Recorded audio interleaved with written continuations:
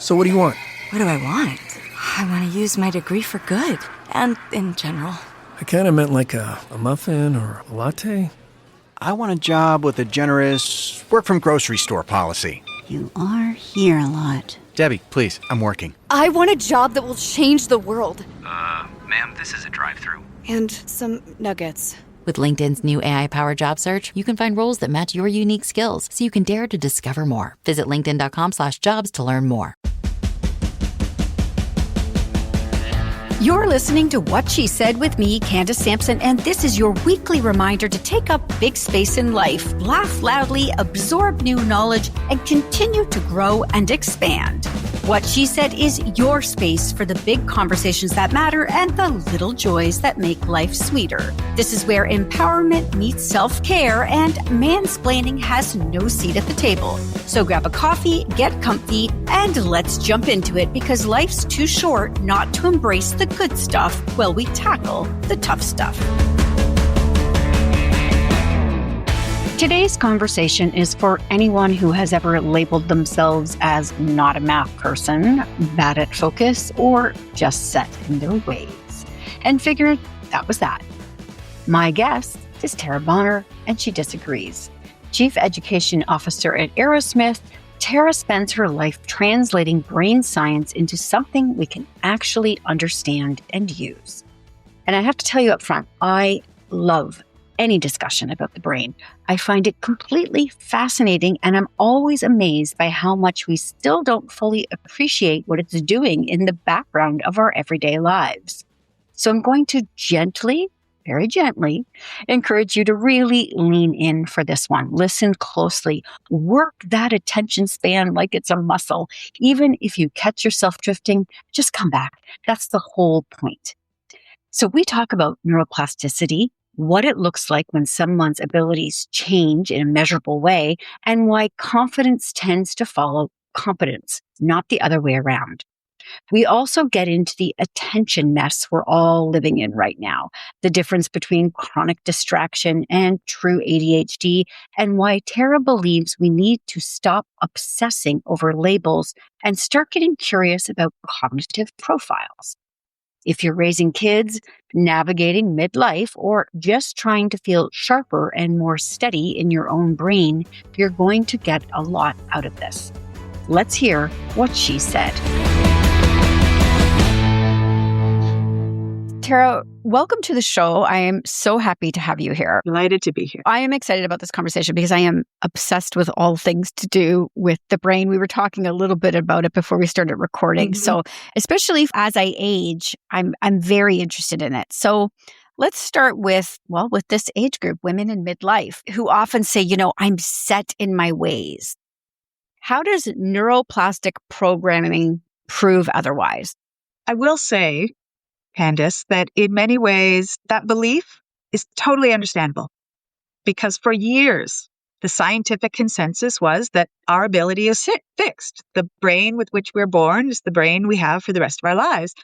And so our entire system, our entire society is kind of built on that premise. Our education system is built on that premise. The workforce is built on that premise. It's built into our psyche that we have a very clear identity and a clear capacity. We either can or we can't, or somewhere between. But there is this fixed mentality.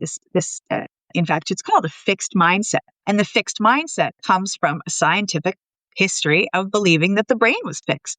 So it's perfectly understandable that intuitively we all tend to feel this way, and it doesn't have to be this way.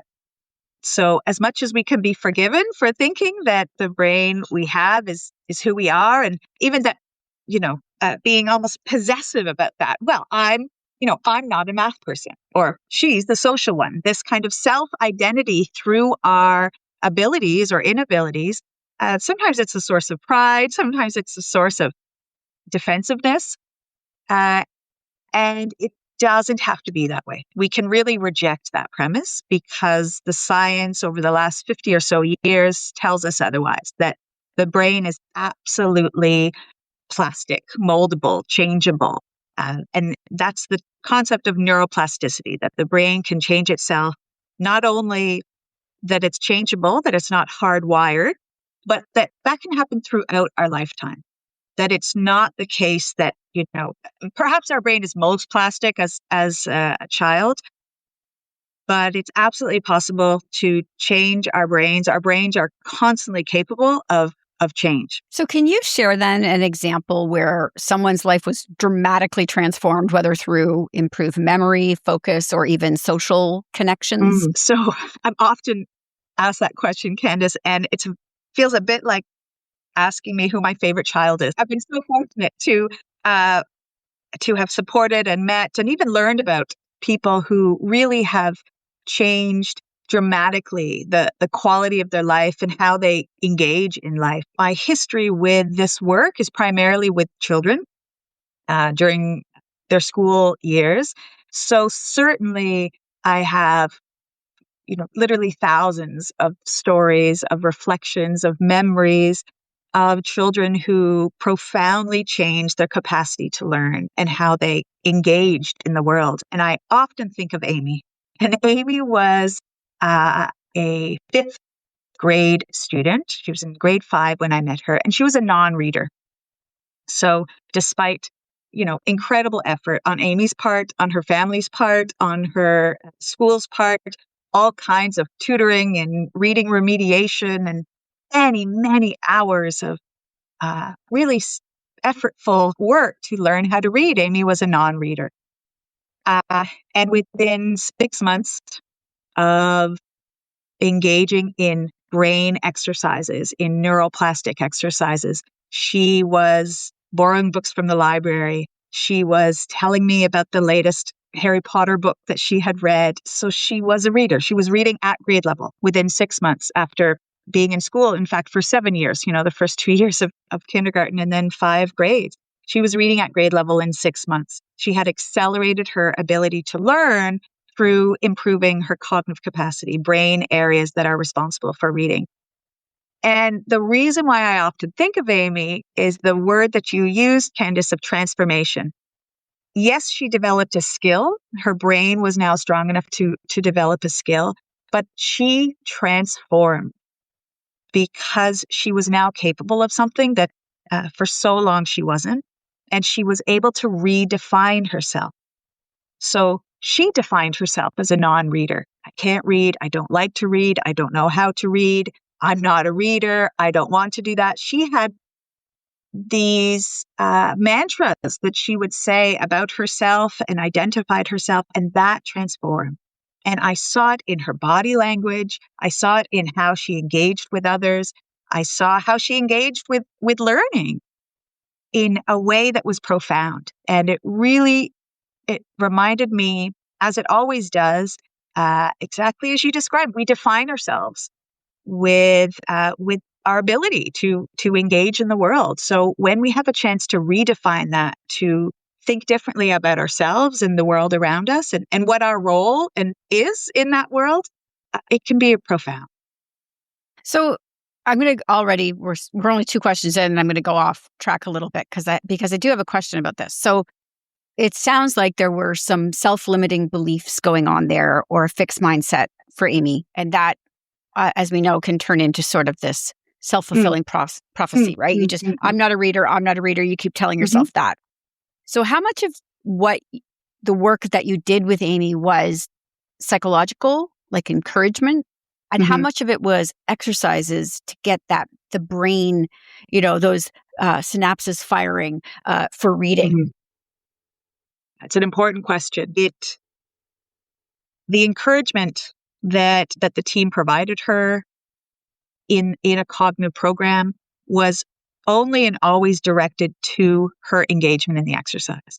To be perfectly frank, she had years of encouragement. She had years of coaching. She had years of therapy even. She had years of people telling her that she was still worthy, that she was capable, that she was smart and just had this particular difficulty. And I would guess, I met her in the 5th grade, I would guess for a while, she believed that. She accepted that.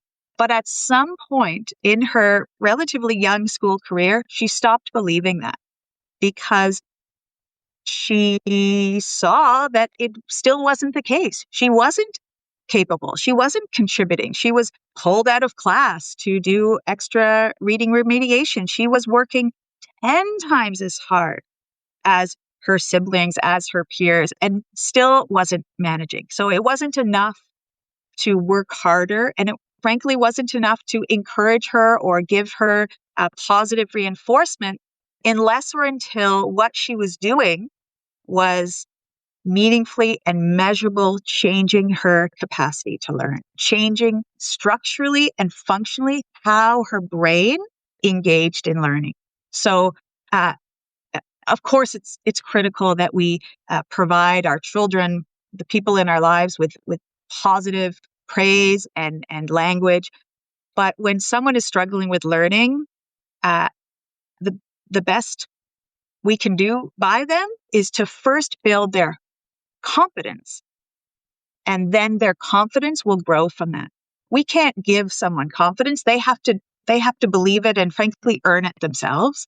And in many respects, that happens at least most efficiently when the person themselves is accomplishing the task, that they're independently accomplishing a task or learning more effectively. I love that. So that is, I was going to say, is it a chicken or an egg situation? But it's not. It's clearly the competence helps with the confidence, and then that becomes the circle that increases somebody's ability to grasp new concepts. So what happens in the brain when we challenge ourselves with new learning? Mm-hmm. There's some beautiful analogies, hitting the gym when a path in the forest becomes a super highway. But essentially, every time we take on something new and challenging, those are really the two secret ingredients to positive neuroplasticity or even positive brain activity, is something new and something challenging. When you take on something new, your brain is hitting the gym. It's lifting weights. And as long as those weights are heavy, at least heavy enough so that there's effort, so that there's challenge, your brain is being stimulated in positive, meaningful ways.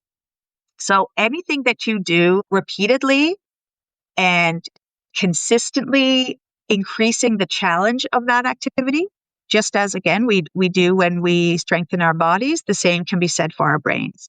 That is neuroplasticity in action. The struggle, the effort towards that particular task is our brains changing. I should say, though, we've so far talked about all of the beautiful ways that the brain can change, all of the positive ways that the brain can change. But neuroplasticity in and of itself is, let's call it a neutral term. It can be like any power. It can be used for good or used for evil. So anything we do constantly, repeatedly, again and again and again, we are rewiring our brains. So think about, before we started our call, we were talking about all of the very difficult things that were surrounding us. And you mentioned the beautiful detox you had taken from social media. Right. Our attention on certain tasks that we are doing again and again and again is absolutely neuroplastic in nature. And we can absolutely rewire our brains, not to our benefit, in deeply unproductive ways.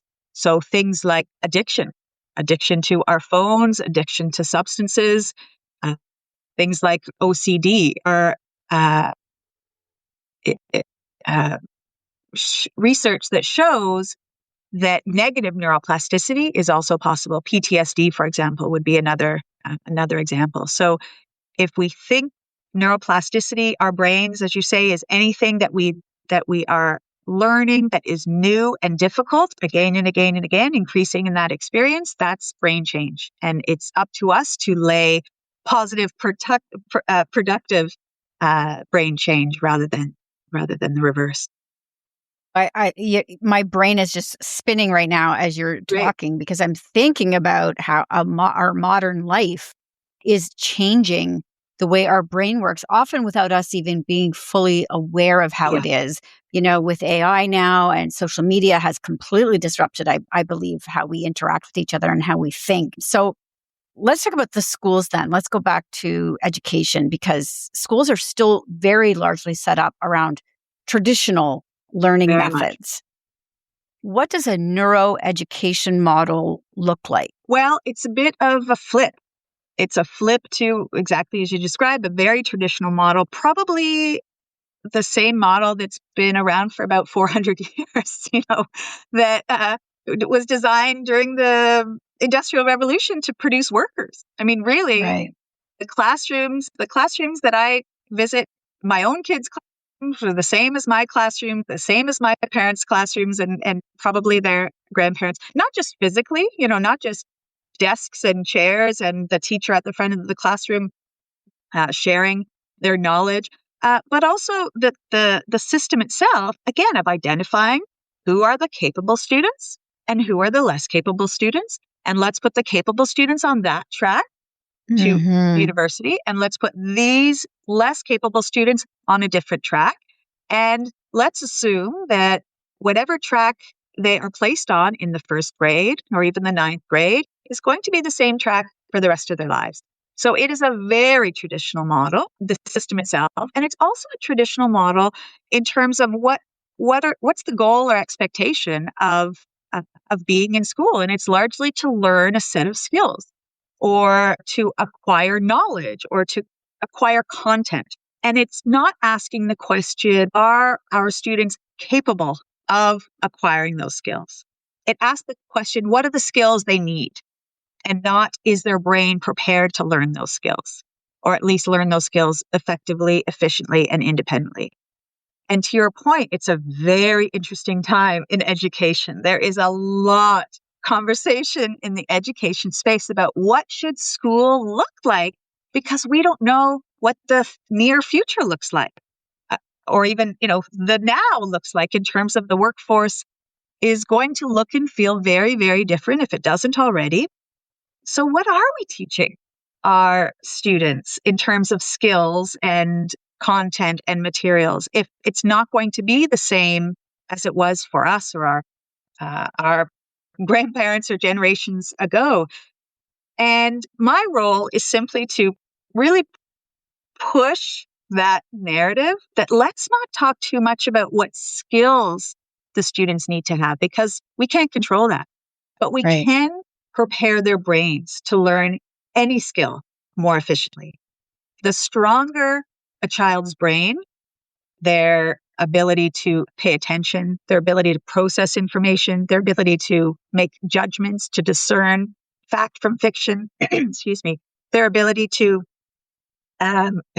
to quickly conceptualize ideas and to, as I said, make judgments, like think critically about whatever it is they're facing. That is neuroeducation, preparing the brain to learn whatever it is they face. So in fact, many of the schools I support already operate to some degree with that model. They have their students do a daily brain exercise. A daily brain exercise, just like a daily phys ed class or a daily math class, they're doing a daily brain exercise.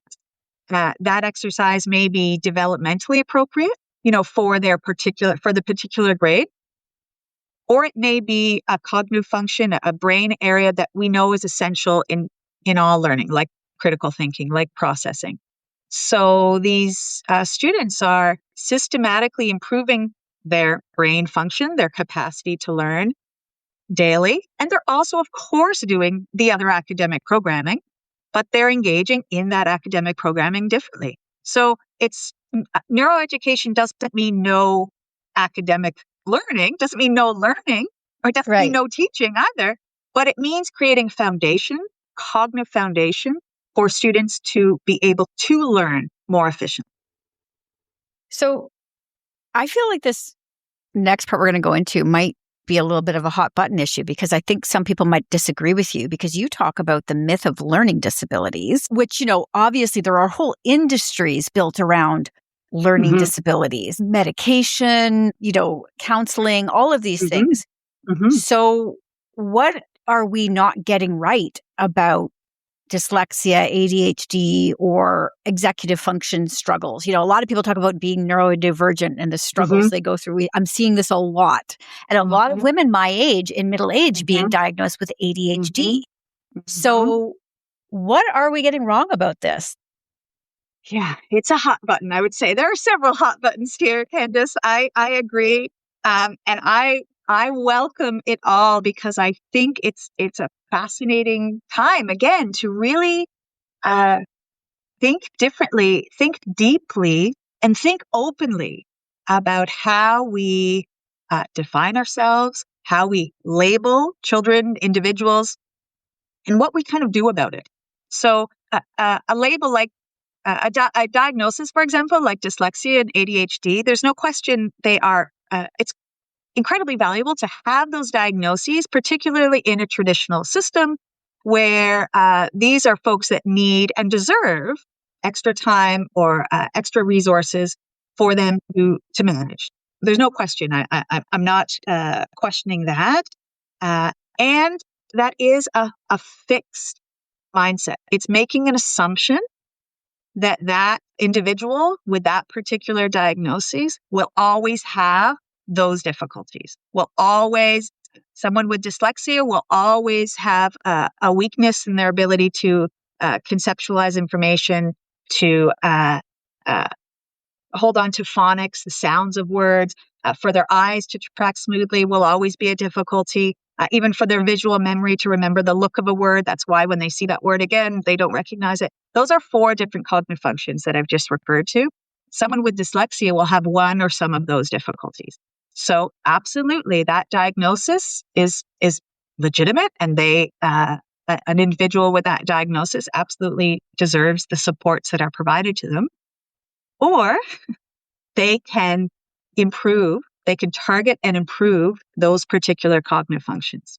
So in my work, in my experience, I have absolutely seen a child or an individual with a diagnosis like dyslexia, and they engage in a cognitive program while they're also doing an academic program in their school. And within some period of time, they are de-identified. They go back to a psychologist or a psychometrist, and they're de-identified as having a learning difficulty.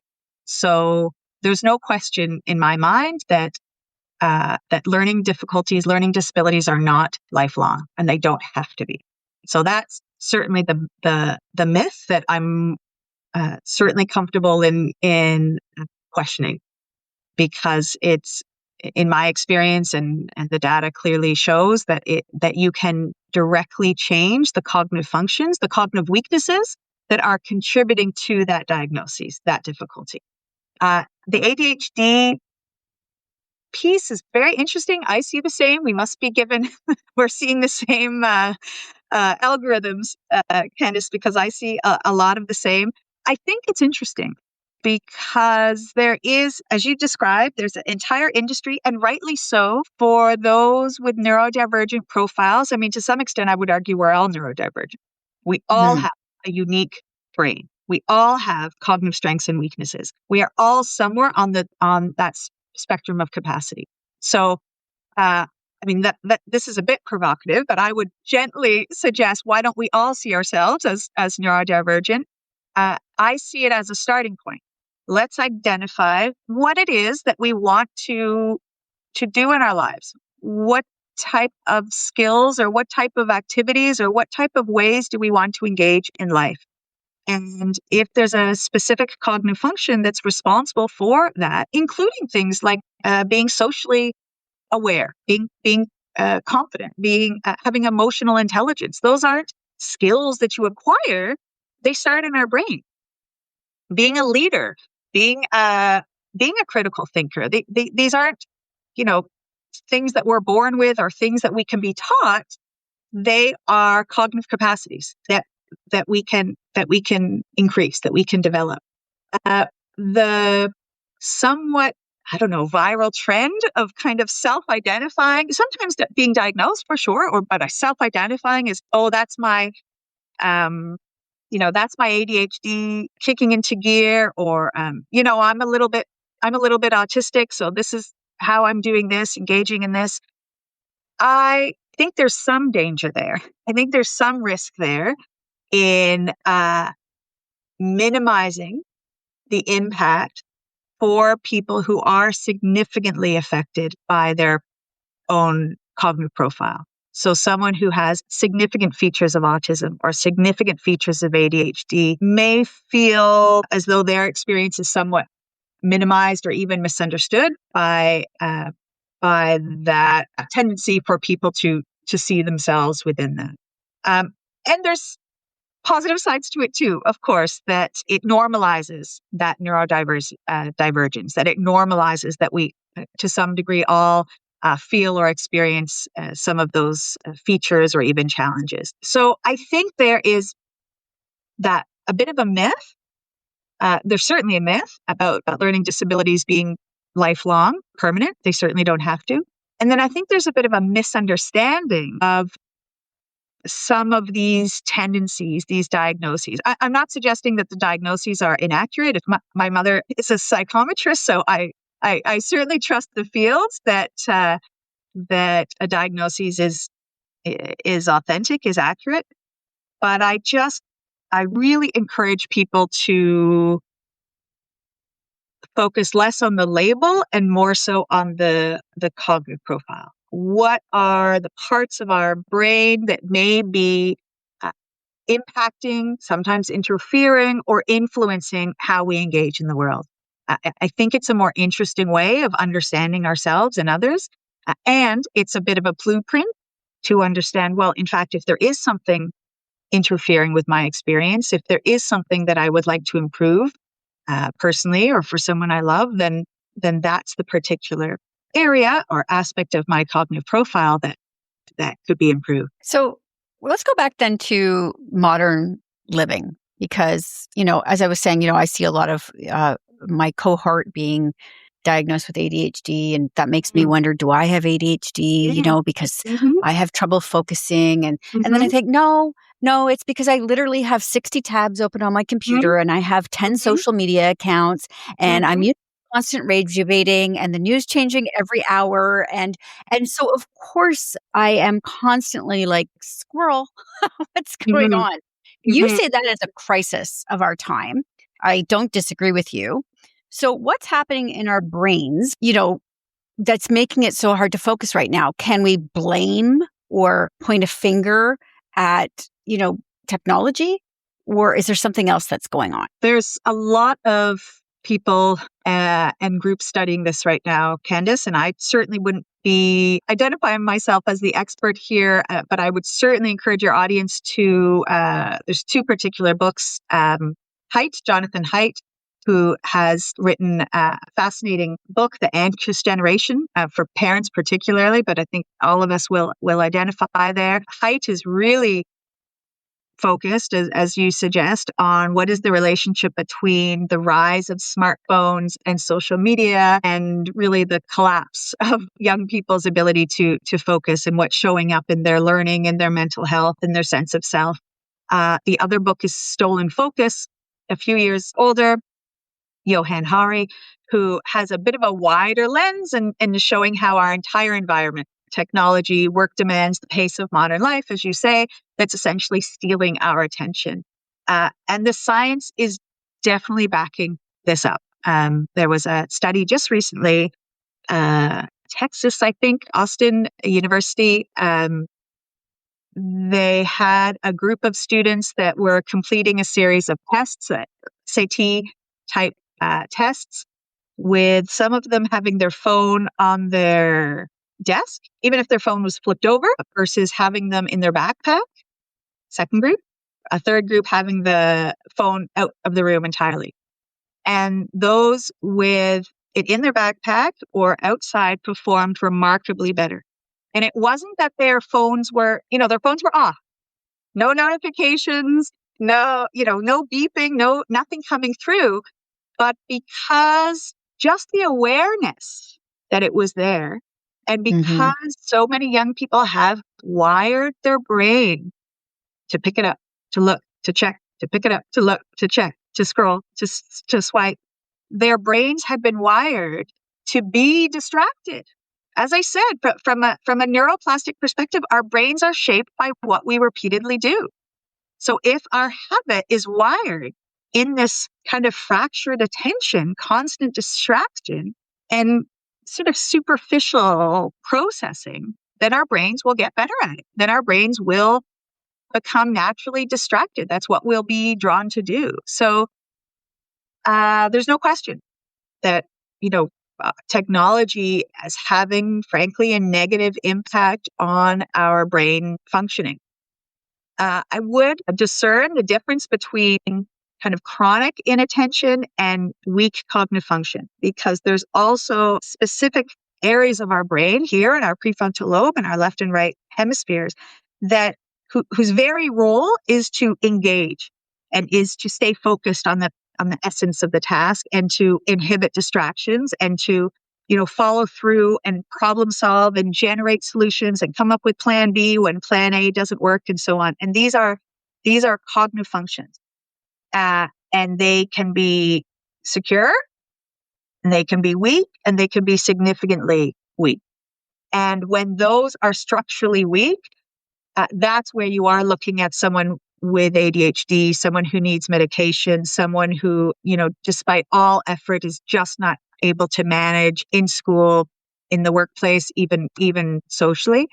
Those are significantly weak prefrontal lobe functions versus, as I said, something more a chronic tendency of just feeling constantly overwhelmed or busy or inefficient even in your functioning. That I think is, as you say, much more a bit of a symptom of our modern world. Our brains were not designed to multitask. Our brains were not designed to be as busy as they are. I would also gently suggest that you mentioned at the top of our call, middle-aged women who have spent a life taking care of others, carrying the emotional labor.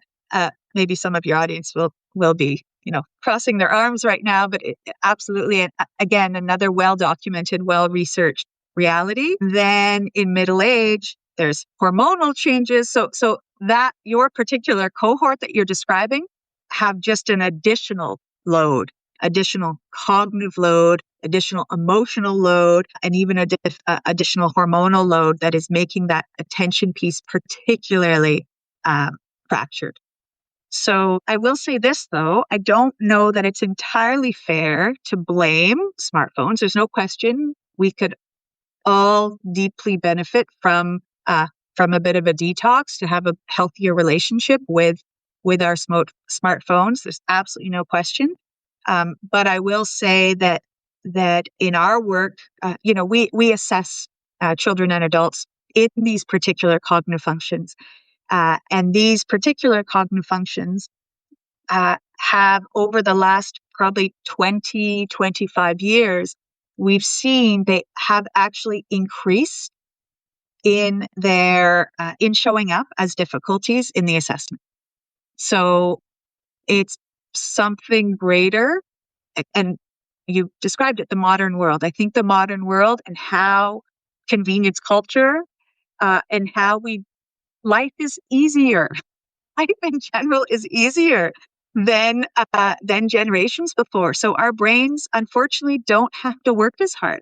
And I say unfortunately because that means that they aren't as strong.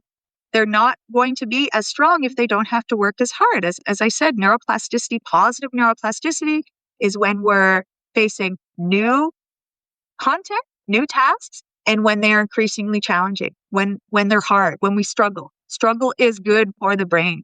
So it's complicated, and there's lots of variables at play, but we really would serve ourselves well as individuals and as a society if we paid attention to our brain's tendency to get off track and look really seriously at education, because that is where learning is most rich. That is where growth most often happens.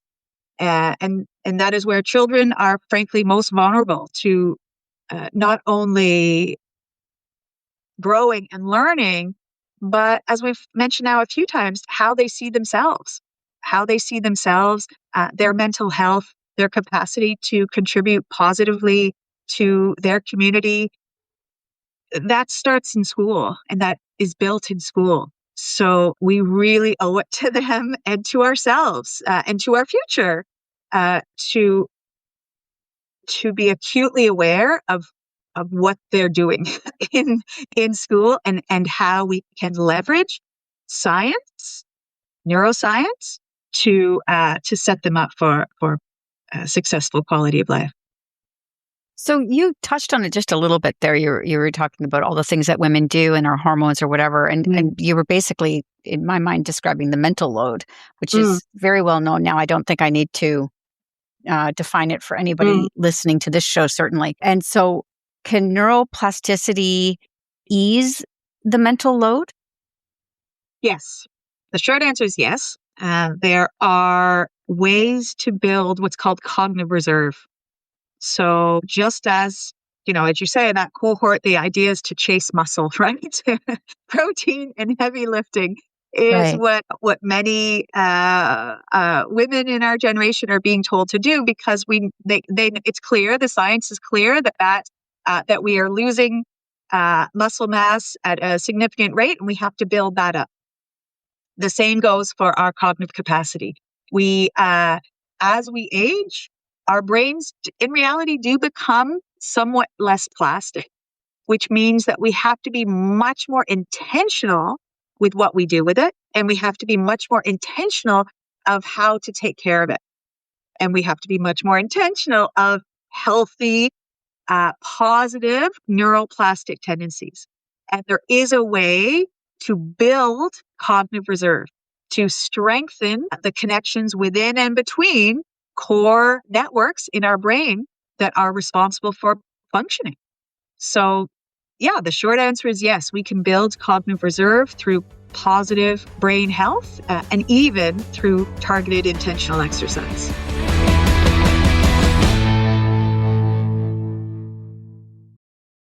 Kaylee Cuoco and Sam Claflin star in the MGM Plus original series, Vanished. When the man Alice loves disappears on a train to the south of France, every romantic memory becomes evidence. Every intimate detail, a potential threat. She thought she knew everything about him, but she may not even know his real name.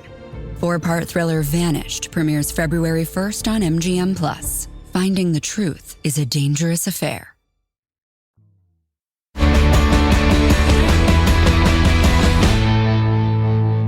I recognize that when I have strained my brain, I feel often as tired as when I had a physical workout. It can be exhausting. I often feel that way actually after an interview with somebody because, you got to be on your toes and you got to, you're thinking a lot in the next question. And so there's a lot of that happens. So is that what happens? Is that we strain and think, and then there's sort of this little exhaustion and then rest, and it's built a muscle similar to a workout? I would say it's interesting, right? That I think we're so used to finding comfort that we're less familiar with that brain strain. You just described an incredibly positive experience. I feel the same way, by the way. Engaging in this kind of thinking, I'm very conscious of. It's a very familiar topic for me. I spend all day talking about it. But of course, I'm mindful of making sure that what I'm saying is meaningful to your audience, making sure that I'm thinking really carefully about your question because your questions are interesting and different. And I'm thinking a lot right now about how to communicate with you. And you're doing the same with me. And we are working out our brains right now. And it's tiring, and it should be because thinking should be effortful. I want to make the distinction actually between unproductive struggle. When you're trying to do a task that your brain is not built to do well, like Amy reading, when the parts of her brain that are responsible for reading, and there's several of them, when those are structurally and functionally weak, her struggle to learn was not productive. There was no value in her doing flashcards for hours a night because her visual memory was poor. It wasn't going to improve her visual memory no matter how many times she saw cat, house, ball. So there is a distinction between productive and less productive struggle. But when you do feel, as you described, a fatigue from doing a lot with your brain, as long as it's productive struggle, as long as it's producing and achieving either a goal or a task, and at least that it matches your effort. I think that's another, if, again, I'm thinking a lot about students, but if these are students giving 300% effort and they're getting 25% back, then that's not productive struggle.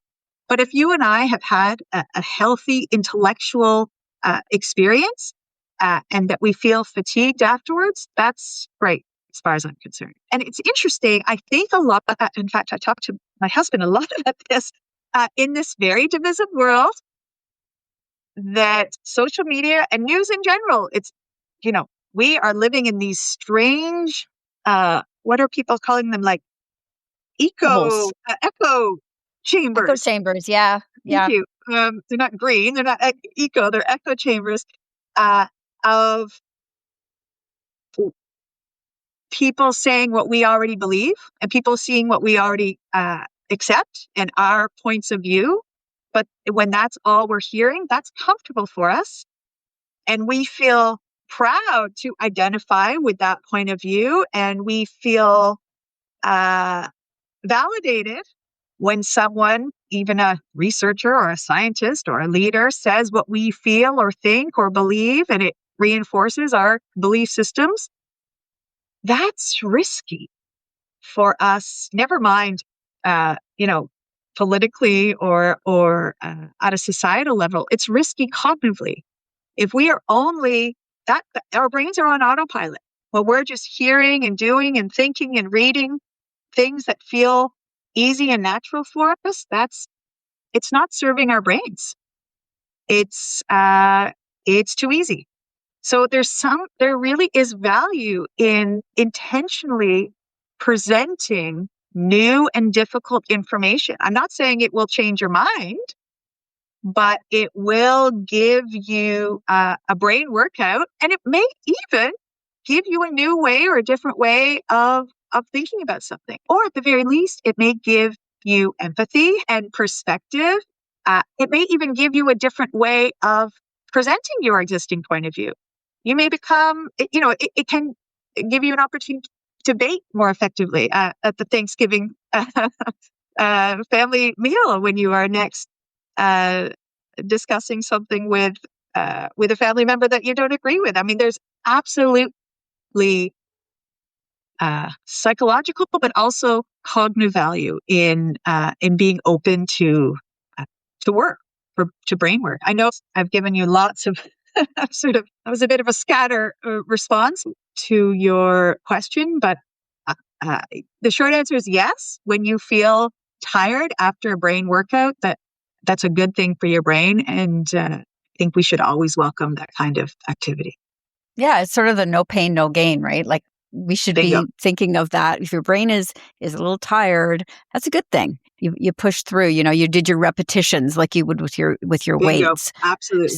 So let's talk about AI, because that's going to have a huge, I think, absolutely massive impact on how we function cognitively, emotionally. People are developing friendships with their AI. They're getting therapy. Like it is crazy how insidious it has become in our lives right now. And one of your areas of focus is preparing students for an AI world. I mean, I think we're all, you'll answer this, I'm sure. I think we're already behind the 8 ball, but what's the risk if we don't rethink and address these things in education right now? The risk is having AI do the brain work for us. The risk is, and it is a very real risk. I hate to sound fatalistic, but it's a very real risk that we allow AI to do the thinking for us And the less thinking we do, the less cognitive work we do, the less new and effortful work tasks we present ourselves with, the more our brains will be unaccustomed to that kind of thinking, effortful analysis, reasoning, holding sustained attention, memory. Our brains could be at the mercy of AI. In the same breath, I will say there's something incredibly exciting about AI. There are global problems that haven't yet been solved because it's too big a task for huge amounts of data to be analyzed and understood. And we're looking at the precipice of actually being able to solve some incredibly complicated global problems through AI. But we have to make sure that we are harnessing it and it's not harnessing us. It's not doing the work for us. And to your point, it's particularly important during school life, during childhood and young adulthood, where their brains are most plastic, most ready to learn, and they need to develop strong cognitive ability and even strong psychological habits in, who's doing the learning here, who's doing the work here. You mentioned maybe we're already behind. So interesting because I'm very interested in seeing what's happening around the world. What are governments and regions and school districts? What are they deciding to do about AI? And there's a lot of talk, positive framework, AI frameworks, digital literacy. Let's make sure kids know how to engage meaningfully and positively. But no one is talking about whether they have the brain to learn those skills. It's still skill focused.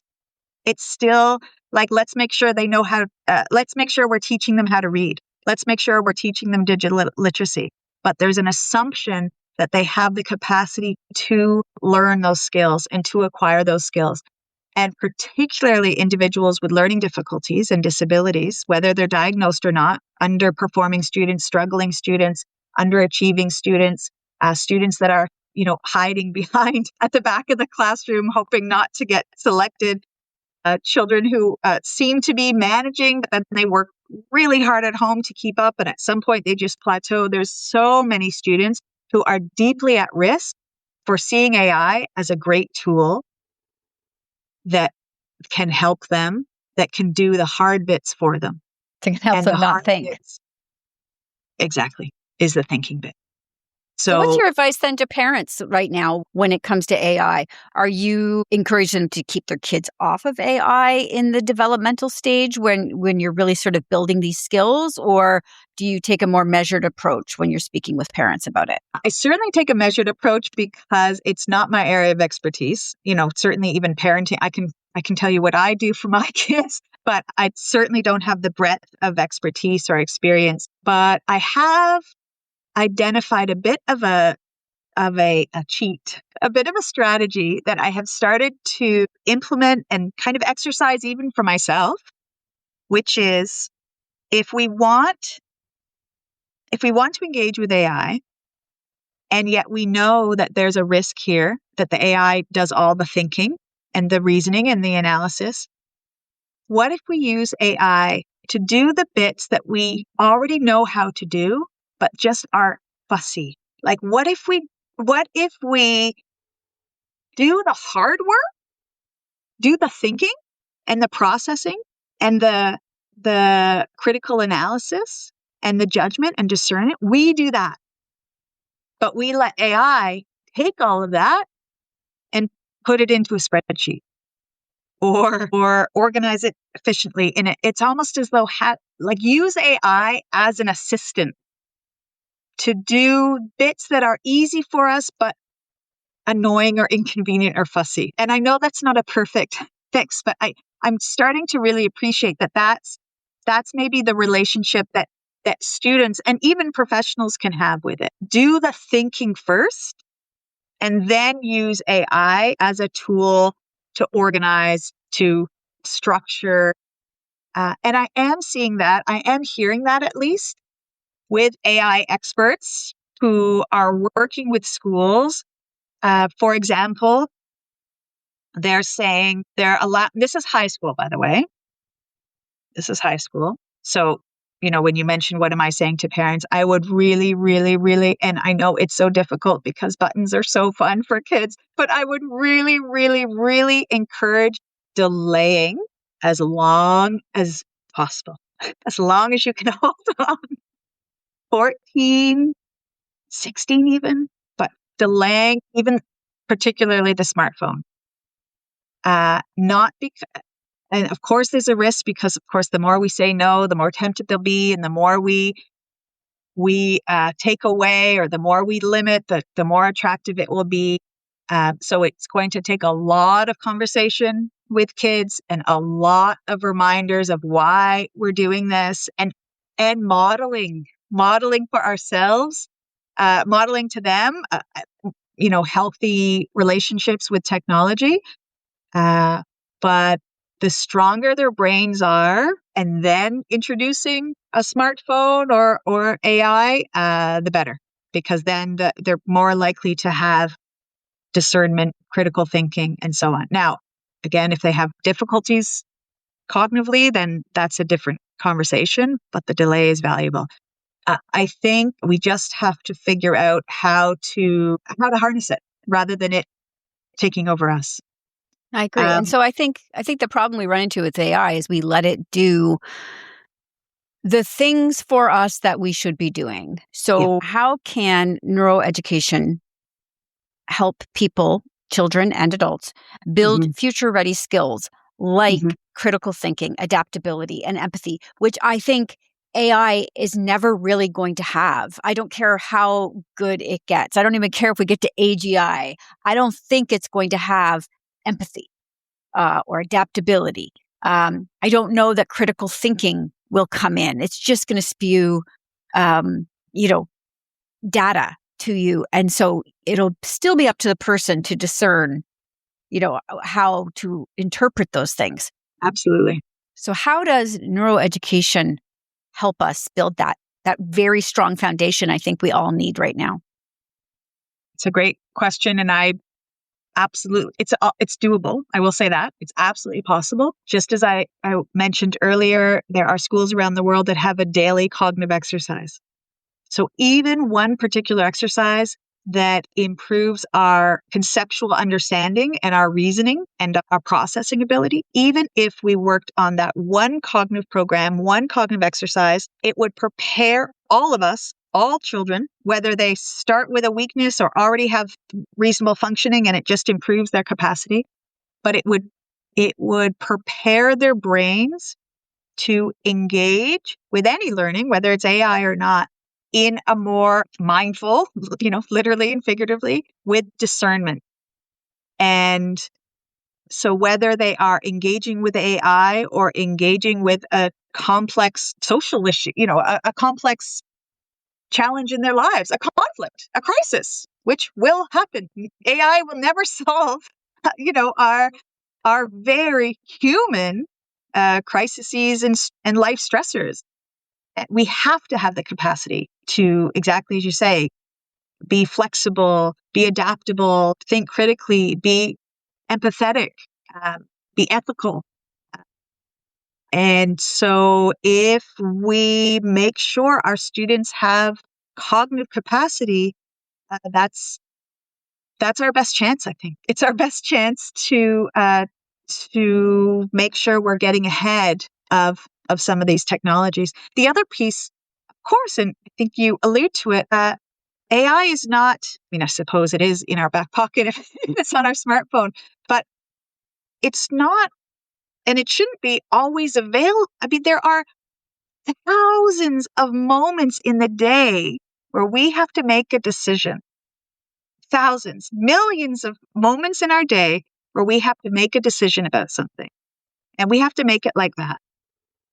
And sometimes it's incredibly important that we make the right decision. How we're going to cross the street, how we're going to deal with road rage, how we are going to solve a problem at the grocery store. It sounds so silly, but truly every single aspect of our lives, we have to be using our brain. It's the one thing we leave our smartphones at home. Our brains will always be with us. We have to have the capacity to, exactly as you say, like be able to navigate really sharply and quickly and in real time, sometimes very complicated things, sometimes moral dilemmas, sometimes small things, but they are big if we don't have the ability to do it. So, yeah, I mean, we said at the top of the call, like anything powerful, AI can be our friend or it can be our foe, and we have to make sure that we have the capacity, the cognitive capacity to engage with it. And I think in terms of school, I am starting to see, I think it's positive, but I am starting to see, particularly as I said in high school, good schools, good systems, good leaders, good educators, good administrators are recognizing that we can't ignore it entirely. So we have to figure out how to evaluate our students differently. I mean, even the idea of writing an essay, it seems so redundant at this point to say, go home and write an essay about, the War of 1812. It's going to be used in AI. They're going to use AI to do it. And then what are we evaluating? Their ability to prompt? I mean, that feels very strange to me. I think we have to really think differently, not just about how we're teaching kids, but even how we're evaluating their readiness. I agree. You've got me thinking now, how are we going to move forward in this world? Because the reality is no human will ever have the amount of knowledge that AI has. It's impossible. So maybe we need to be focusing on what our strengths are, sort of. So as you said, we're driving the bus, not AI. Mm-hmm. Focusing on our humanity, what makes us different from AI. It's not the knowledge, it's how we manage the knowledge. And this is a way bigger conversation, I think, for another time, because we could go down a huge rabbit hole. Yeah. with this. Yeah. So, but if some people listening today, are I hope thinking about their brain and how they can grow it even at any age, it's not just in childhood.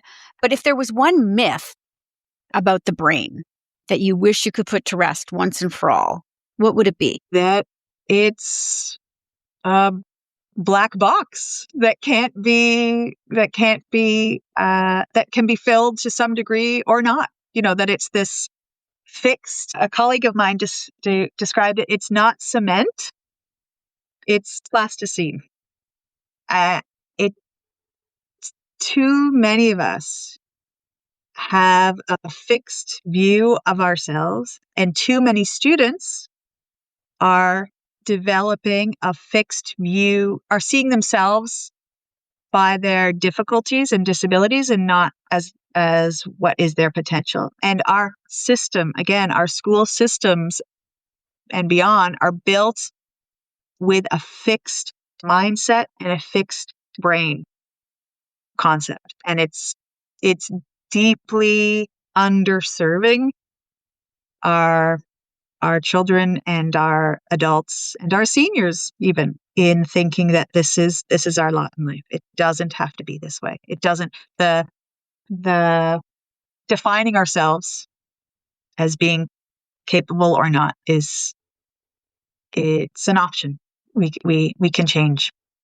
I really love that you focus on that and you say this, because I have always personally really hated how in grade 9 they put kids on tracks and put them in boxes and tell them that this is what they're going to be. And I think it does more harm than good in our society.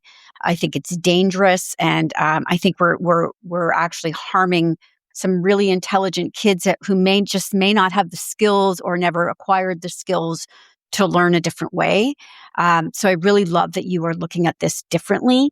So if somebody is listening and they want to start exploring their own learning profile or their child's, what's a good entry point? The curiosity is probably the first thing, right? The interest in thinking differently about themselves or someone they love. I would always invite us to be curious about what I call a cognitive lens, understanding ourselves through our unique brain makeup.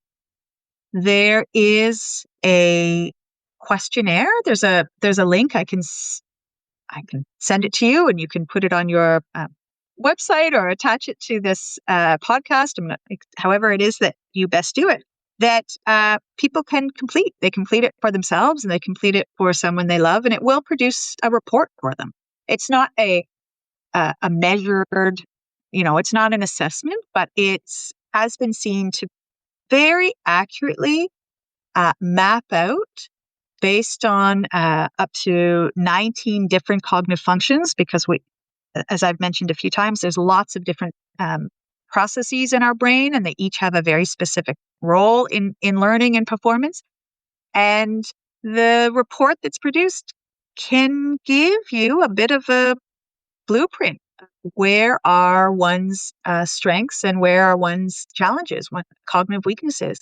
And that can be sometimes incredibly illuminating for someone, either to understand themselves or understand their child profoundly differently. That light bulb that says, okay, this is why, this is why my child, can't remember when I asked him to go get upstairs, but he can remember the lyrics of every song on this entire album. How is his memory so inconsistent? Those are two totally different brain functions.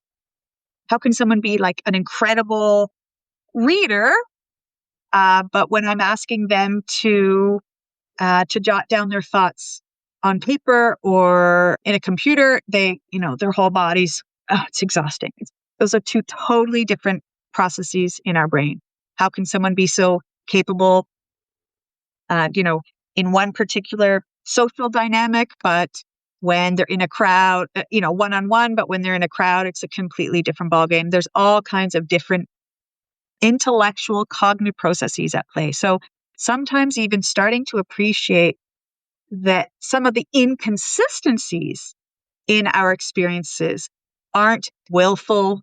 They're not naughty or misbehaving. They're not lazy. There's a cognitive element to this. There's a reason why, and it's not to make excuse. Maybe it is. I mean, it's just to understand differently. I think that cognitive questionnaire can be very illuminating for people. So yeah, I would suggest that's a place to start. And that's on the Arrowsmith website, right? Yes. Okay. So how can we make small sort of everyday choices that keep our brains sharp as we age? Yeah. I mean, I think we've talked a little bit about our relationship with our technology and our relationship with our smartphones and social media. I think being as mindful as you can about that tendency to be distracted does not serve us. So whether that be a detox or a little timer to give yourself, I have a friend of mine who gives herself 15 minutes of scroll time. I have to do that. I have to do that Great. now. Yeah. It's great. It's really healthy. And I don't think we should feel bad about it. Sorry to interrupt, but I don't think we should feel bad about having to put these things in place because these social media companies, it's well known. I mean, they want you addicted. This is the whole point. So setting boundaries really is the best thing I think we could do. Sorry, I went off on a bit of a tangent there, but I just feel like people might beat themselves up because it does feel addictive in nature, like any addiction, which often comes with feelings of shame. And absolutely. I think we should let that. That's absolutely wise words. I think you're absolutely right. Just as you were saying that, I thought, it feels shaming. People are embarrassed that they know they're not in control. They know that they are spending far too long, usually maybe like late in the evening when everyone's gone to bed and they're thinking, what am I still doing? Why am I still up? And they're just, those are really negative neuroplastic brain habits. In general, anything, what our grandparents used to tell us, get outside, be active is incredibly good for our for our bodies, for our brains, for our souls, even nature. And they're starting to recognize that our brains respond positively to being in a forest more so than being out in the city. I mean, most of us who live in the city don't have that luxury, but find even a quiet street or a leafy street or a city park is actually good for your brain. Of course, there's some great nutrition value to eating some great antioxidants or Mediterranean diet. I mean, again, I'm conscious this isn't necessarily my area of expertise, but it's somewhat, dare I say, common sense. Anything that's good for your body is very likely to be good for your brain, but certainly exercise, outdoors, healthy eating, sleep. Let's not forget that is where your brain is doing a lot of recovery, and it's doing a lot of growth too during healthy sleep. I've got one more question for you, but I do want to ask you, and it might be contradictory to what I just talked about being online so much, but if we wanted to find exercises like we would for, working our muscles, if we want to do exercises for our brain, you often see these ads on your phone, work out your brain with this game. I don't know how much I buy into that, but are there things like that we can look for, or should we be looking for more, tactile exercises, something that would be in a book or an exercise book to work out our brain? You're absolutely right. It is somewhat of an emerging industry, and can be very positive. Brain training, brain apps, and some have some good science behind it. You, just like any consumer, want to be super aware of its efficacy and looking carefully into the research and evaluating whether you think it's a good product, essentially. I would say as important as the science that supports the program or the product is the compliance with which you engage. So, like anything that's good for us, if we're doing it inconsistently, it probably isn't having the impact that we want it to.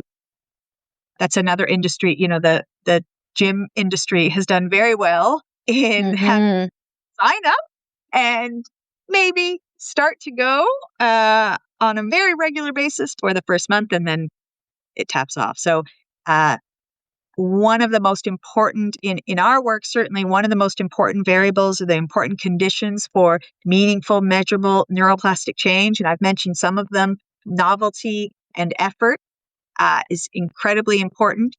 Engagement is incredibly important.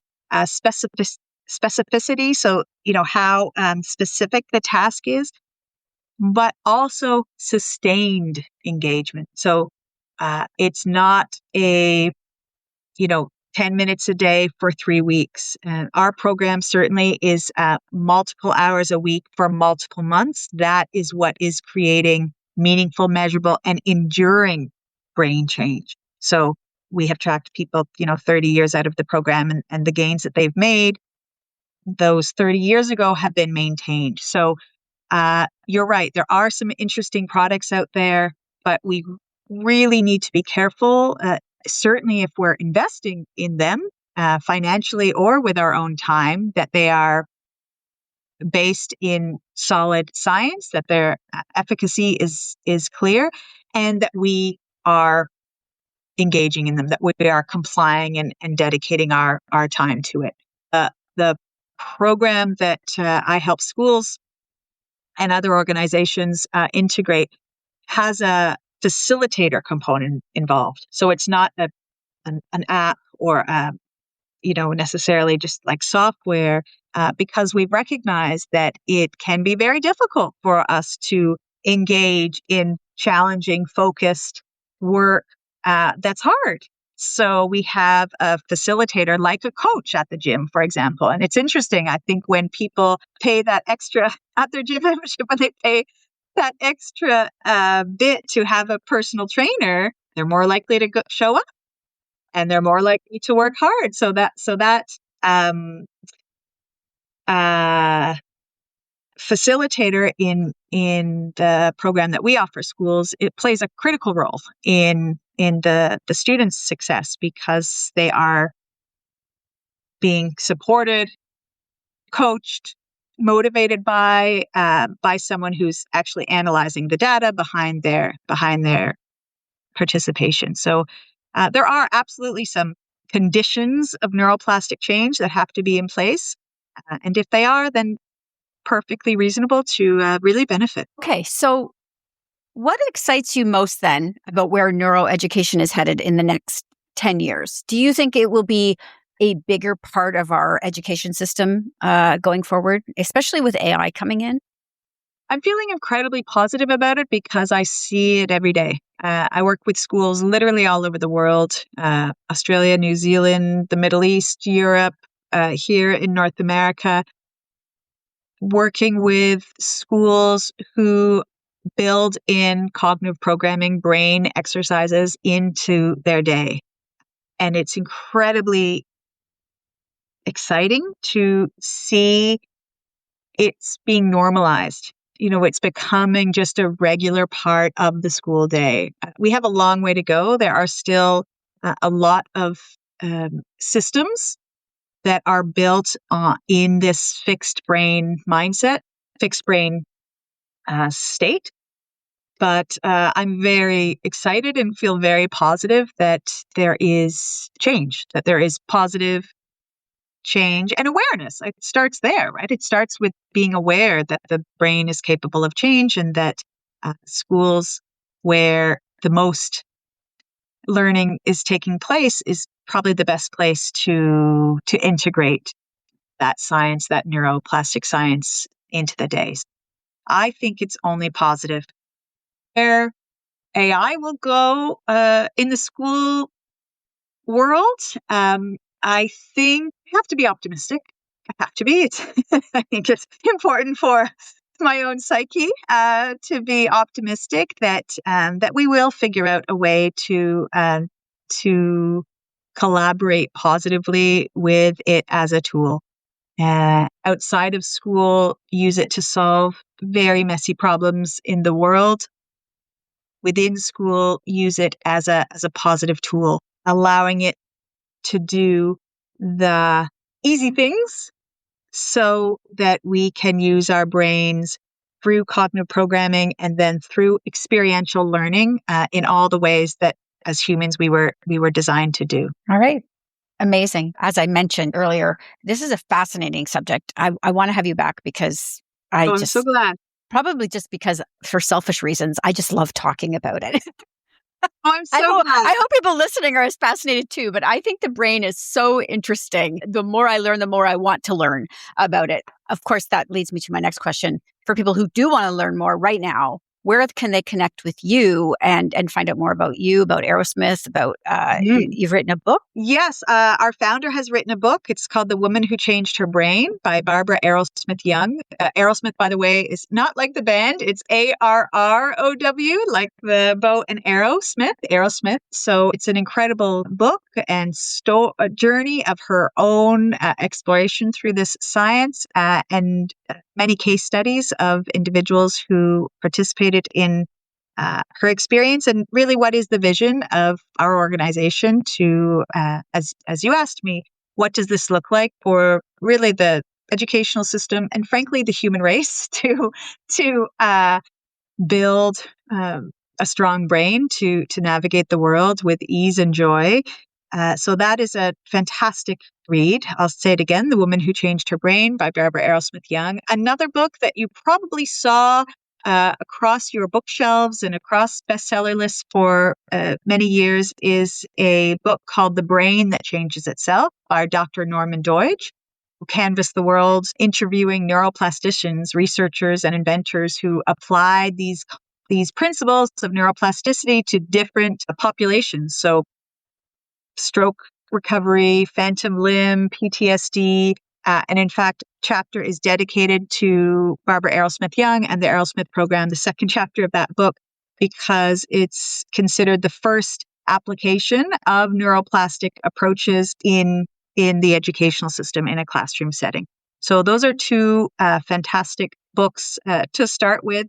We have a a website designed both for organizations interested in integrating cognitive programs into their own communities and for parents and individuals who are interested in participating directly. It's arrowsmith.ca, ARROWSMITH.